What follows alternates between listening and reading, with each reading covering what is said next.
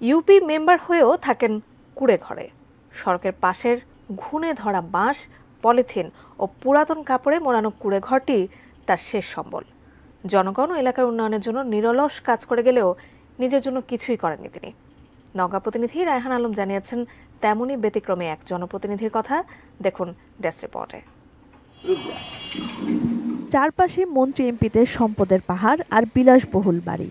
তার ভিড়ে নওগাঁর বদলগাছি উপজেলার বিলাসবাড়ি ইউনিয়নের জঙ্গলের মধ্যে ছোট্ট এই কুড়ে ঘরটি রেখা বানুর।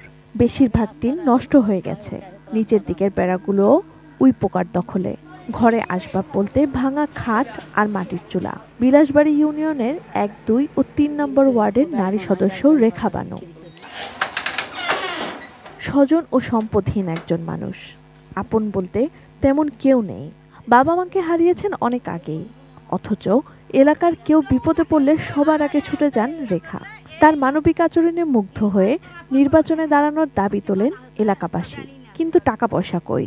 এলাকাবাসী খরচ জুগিয়ে ইউপি সদস্য করেছেন রেখা বানুকে। রেখা মেম্বার গরিব মানুষের পাশে দাঁড়ায়, সব সময় যার যেখানে যে বিপদে পড়ুক সেখানেই ওই যায়। মেম্বার হওয়ার পর মোটামুটি কাজ করে, তাই গরিবের জন্য অনেক হেল্প করে।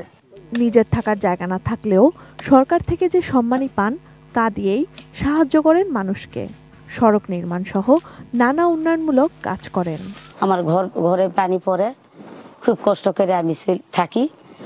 চকির উপর থাকলে চকির উপরে পানি পড়ে, চকিও ভেঙে গেছে। মাজার থাকি, মাজারও পানি পড়ে। সরকারের আশ্রয়ণ প্রকল্পে রেখা বানুর নাম দেয়া হয়েছে। বরাদ্দ পেলেই তিনি ঘর পাবেন, জানালেন চেয়ারম্যান। গরিব মানুষের যদি আশ্রয় হিসেবে আসে তাহলে আপনারা এই বিষয়টা দেখবেন। এই আশাটুকু করে আমি এই ইউনিয়নের চেয়ারম্যান হিসাবে তার একটা ঘর হোক।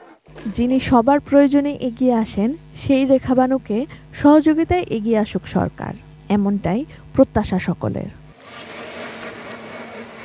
Sanjida Sylvia, desk report, ATN news.